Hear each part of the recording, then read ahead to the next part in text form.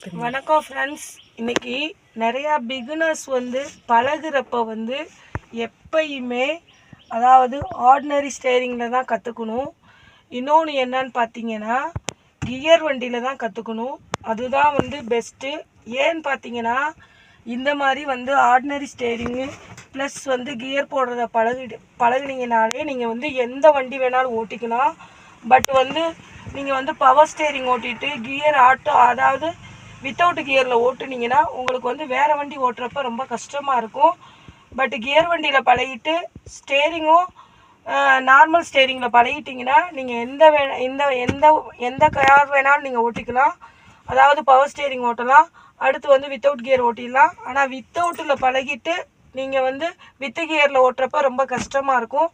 அடுத்து என்னன்னு பார்த்தீங்கன்னா பவர் ஸ்டேரிங் எடுத்தோடனே நீங்கள் பவர் ஸ்டேரிங்கில் பழகிட்டு அடுத்து நார்மல் ஸ்டேரிங் ஓட்டுறப்ப ரொம்ப கஷ்டமாக இருக்கும். அந்த மாதிரி யாருமே பழகாதீங்க. ஃபஸ்ட்டு எடுத்தோடனே ஸ்டேரிங் நான் இந்த ஸ்டேரிங்கில் பழகுங்க, அதாவது நார்மல் ஸ்டேரிங்கில் பழகுங்க. இன்னொன்று என்னென்னா கியர் வண்டியில் கியர் போட்டு பழகுறது ரொம்ப முக்கியம். கியரில் பழகுங்க, வித்தவுட் கியர் பழகாதீங்க. இன்னொன்று என்னன்னு பார்த்தீங்கன்னா நிறையா பிகினர்ஸ் எனக்கு ஸ்டேரிங் கண்ட்ரோலே வரலன்றாங்க. இந்த ஸ்டேரிங் கண்ட்ரோல் வராததுக்கு காரணம் என்னன்னு பார்த்தீங்கன்னா ஸ்டேரிங் இறுக்கி பிடிச்சிக்குவாங்க. அந்த மாதிரி இறுக்கி பிடிச்சாங்கன்னா ஸ்டேரிங் கண்ட்ரோல் வராது. ஸ்டேரிங் லூஸாக தான் பிடிக்கணும்.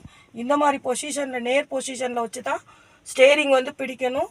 இந்த மாதிரி பொசிஷனில் வச்சு பிடிச்சிக்கணும். லூஸாக விடணும், உடம்பையும் இருக்கக்கூடாது, டைட் படுத்தக்கூடாது, ஃப்ரீயாக விட்டு தான் ஸ்டேரிங்கை பிடிக்கணும். அந்த மாதிரி பிடிச்சாதான் பிகினர்ஸ்க்கு ஸ்டேரிங் கண்ட்ரோல் நல்லா வரும். பிகினர்ஸ் இப்படி டைட்டாக பிடிச்சிக்கிட்டாங்கன்னா ஸ்டேரிங் கண்ட்ரோல் வராது. இதை ஃபாலோ பண்ணுங்கள். நம்ம சேனலை முதன்முறையாக பார்க்குறீங்கன்னா சப்ஸ்கிரைப் பண்ணுங்கள், லைக் பண்ணுங்கள், ஷேர் பண்ணுங்கள்.